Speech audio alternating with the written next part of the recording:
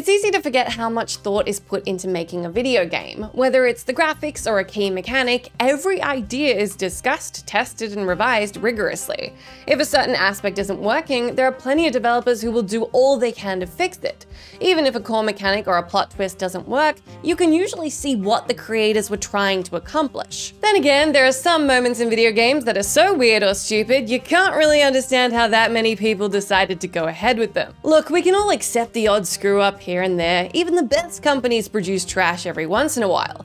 But while looking at these awful designs, atrocious mechanics, and failed reboots, you can't help but wonder what the developers were thinking. I'm Jess from WhatCulture, and here are 10 video games that made you say, what were they thinking? Number 10. A Sega trying to get sued. Revenge of Shinobi. Due to its diverse gameplay, impressive level design, and catchy music, Revenge of Shinobi is regarded as one of the best platformers of its time. However, gamers should also remember that Revenge of Shinobi was stuffed to the gills with so many copywritten characters, it's like Sega were trying to get sued. Nothing seems out of the ordinary at first, since the first few levels are populated by ninja enemies, but as you progress, you'll notice all the gun-toting goons look suspiciously like Rambo. Just when you thought you were imagining things, you fight a boss in a junkyard who's clearly meant to be the Hulk. When he dies, he suddenly transforms into the Terminator. Soon after, you'll find yourself battling Spider-Man and Batman.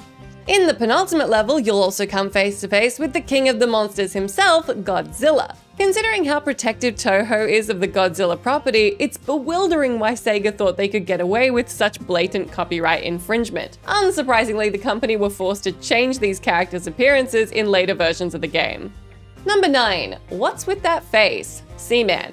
When Vivarium announced they were releasing a fishing simulator that was controlled via voice commands, it sounded like it was doomed from the outset. Not only did it seem like a pretty uninteresting concept, voice commands have always been, and still are, a difficult mechanic to produce effectively in video games. To the surprise of everyone, Vivarium's work SEAMAN was an utter triumph. The microphone wasn't perfect, but the voice command system was more accurate than almost any other game at the time. Despite SEAMAN's simple presentation, gamers spent hours teaching language to their fish and building a rapport with him. All in all, SEAMAN turned out better than anybody could have hoped. SEAMAN's success is extra surprising considering how absolutely terrifying the titular character looks. I mean, I understand the developers need to give SEAMAN a distinct appearance to stand out, but why did they settle on fish with a realistic human face? Why not make him look cute, or conventionally marketable, or just anything other than what they decided upon? Even though SEAMAN sold pretty well, it would have done better if the studio gave the lead character a more appealing design. Number 8. 5 bosses in a row. VIEWTIFUL Joe. VIEWTIFUL Joe was a criminally underrated beat-em-up for the GameCube. Due to its beautiful cel-shaded graphics, film-oriented mechanics, and cheeky humor, this side-scroller has become one of Capcom's most beloved series. But no matter how much you adore VIEWTIFUL Joe, nobody can defend the magnificent 5 level. In this section, you have to refight the previous 4 bosses before facing a new foe called Fire Leo. Now, since you've tangled with this lot before, you'll be well acquainted with their strategies. Since you should be equipped with plenty of upgrades, you'll assume this boss rush will be a walk in the park. Here's the problem, there are no save points in this level, so if any member of the quintet takes you out, you'll have to start again from the beginning. Even if you reach Fire Leo, you'll probably have no lives, meaning you'll only have one shot at beating him. But because this infernal lion is so fast and strong, it's likely he'll defeat you before you figure out how to hit him. Capcom received so much criticism for this oversight, they took it on board for the sequel, allowing the player to save in between each bout during the obligatory boss rush section. Hello and welcome to the hardest gaming themes quiz ever. Oh man. Josh. Fortnite.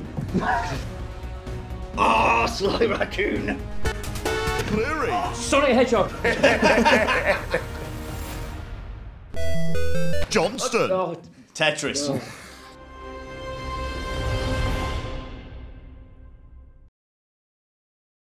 Number 7. Trying too hard to reboot. DMC. The hardest thing about creating a cool character is making their appealing demeanor seem effortless. A person never comes across as badass if they're trying to look like one. By this logic, Devil May Cry's Dante really shouldn't work because he always seems like he's trying very hard to be cool. Because we see him shooting pool with demons, fighting the forces of evil with a guitar, and surfing on missiles, this demon hunter could come across as a parody. But Dante gets away with it because he's in on the joke. If he took his campy antics seriously, it would be far more cringy. Sadly, that's what the studio did when they decided to reboot the franchise. In DMC Devil May Cry, our lead trades his cocksure bravado for whiny angst. Now you have to commend Ninja Theory for attempting to reinvent the series. Dante's too cool for school shtick was getting a little bit tiresome, so it was understandable why the developers wanted to shake things up. However, Dante's newfound apathy just doesn't gel very well with Devil May Cry's over-the-top world. It would be like remaking Super Mario with the same cartoony aesthetic, but tweaking the Italian plumber into an intrinsically complex tragic figure. Even if it was a compelling character, it would still jar with the setting. Fortunately, the developers learned the error of their ways, bringing back the original Dante for the follow-up. Number 6. You missed the pistol? Too bad. SCORN. As you admire your surroundings while playing SCORN, it's easy to see that an astounding level of care was put into this game to emulate the biopunk designs of visual artists like H.R. Geiger. Unfortunately, many would argue Ebb Software should have spent less time on the game's techno-organic design and more on, well, the game itself. Due to its unbalanced puzzles and repetitive gameplay, it's no wonder that SCORN received some mediocre reviews. What makes SCORN's flaws so frustrating is how easily they could have been remedied. In a puzzle area with spherical elevators, you'll see a weapon rack that contains a pistol. At least, you should notice the rack. Because the pistol is easy to miss and off to the side while you're solving something else, many players fail to pick it up, making enemy encounters much harder for sizable portions of the game. Also, since checkpoints are minimal, expect to go back through the same sections ad nauseum. For the record, this is not a niche problem. So many players miss the pistol, there are entire forum threads dedicated to it. If the developer made sure the pistol was out in the open, this could have been effortlessly avoided. Number 5. Dragons and Zombies – True Crime Streets of LA. Based on the title, True Crime Streets of LA, you'd expect this game to be grounded in reality. For the most part, that's what you get, since Activision's open world game is a by-the-numbers police story. But between the car chases and encounters with the Russian mafia, True Crime takes a bit of a weird turn. While investigating Chinatown, you'll suddenly be attacked by a zombie. This moment comes out of nowhere since there was no indication the plot had any supernatural elements. But it doesn't stop there. Before leaving Chinatown, you'll be confronted by a telekinetic, lava demons, and a literal dragon. What makes this section more bizarre is how it's never brought up again. When our hero returns to his supervisor, he never brings up that he received the information by facing an actual mythological monster. To understand how crazy this comes across, look at it this way.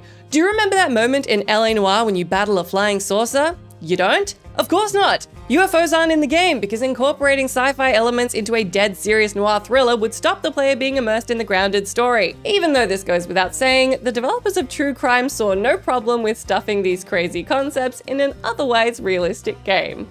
Number 4. Bait and Switch – Far Cry 3. Due to Ubisoft's flawless marketing, players fell in love with Far Cry 3's Big Bad Vast before the game was even released. After we saw this psychopathic but charismatic pirate king paraded all around the trailers and promotional material, it seemed Vast was destined to become a gaming icon. To the surprise of everyone, Vast is only in Far Cry 3 for 20 minutes. Worse still, he's killed off in the second act, causing another character to serve as the final boss. Even though bait and switches happen all the time in gaming, this one really stung. If Ubisoft never intended Vast to be the player's arch-nemesis, why was his image used so heavily to sell the game? I mean, he's the only character on the flipping box art for crying out loud. It would be like if Thanos died halfway through Avengers Endgame, causing his right-hand man Corvus Glaive to become the actual big bad. You don't remember Corvus Glaive? No? Well, that's how gamers felt while playing Far Cry 3 when they learned a bit character had been bumped up to the main antagonist at the last minute. Who's Corvus Glaive? Oh yeah, that guy. Number 3. Wait, that's the ending? Mass Effect 3. Saying the Mass Effect trilogy is great doesn't do it justice. The narrative is staggeringly multi-layered, the characters' relationships are methodically thorough, the way your choices link and affect each succeeding installment is astounding. Because so much thought was put into every detail, it made sense that fans just assumed BioWare would pour the most care and thought into the climax. Instead, Mass Effect 3 ended with the player given 3 choices, which would result in the same ending but with different light filters. Because Mass Effect always focused on the consequences of your actions, giving players 3 identical endings regardless of your choices didn't just come across as lazy, it felt like trolling. Due to the relentless outcry from the fanbase, BioWare then released the extended cut, which at least added a little to the padding of the disappointing ending. Despite the company's best efforts to appease gamers, the damage was clearly done. Many fans felt so betrayed by this non-ending they didn't bother checking out the follow-up, Mass Effect Andromeda. Although the initial trilogy is still regarded as an utter triumph overall, it's impossible to disassociate Mass Effect with its shoddy climax. Number 2. Desert Bus – Smoke and Mirrors. In 1995, Imagineering developed a Sega CD minigame collection called Smoke and Mirrors, presented by the acclaimed magic duo Penn and Teller. Sadly, the publisher went bust, preventing the game from ever being officially released. Instead of falling into obscurity, Smoke and Mirrors gained a cult following due to one particular minigame that doesn't sound like it could even be real. In the Desert Bus minigame, you must drive a bus from Tucson, Arizona to Las Vegas, Nevada.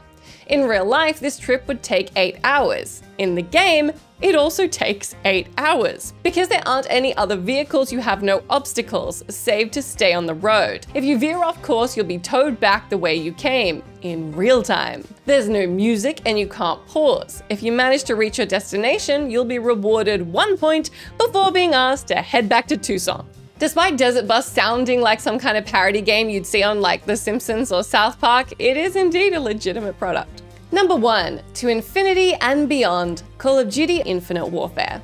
When a franchise makes the move to space, it feels like it's yelling how creatively bankrupt it's become. When Friday the 13th was out of ideas, the series went to space. The same thing happened with Hellraiser and Leprechaun. Although this stereotype has been a recurring gag for years, Activision didn't seem too worried when they decided they'd do the same with Call of Duty. Not only that, the trailer for Call of Duty Infinite Warfare proudly demonstrated how this installment would center around a war through the cosmos. Now, it's not like COD didn't have futuristic elements before. Because the previous installment, Black Ops 3, took place in 2065, players had already experienced sci-fi in the series. But when Infinite Warfare introduced laser-shooting robots in space, it seemed like the franchise had lost its way. The change of direction was in fact so reviled that the teaser video on YouTube became the second most hated video at the time. Learning their lesson, Activision went back to their roots for the follow-ups, focusing on more grounded storylines. However, they could have avoided this error in the first place by simply asking,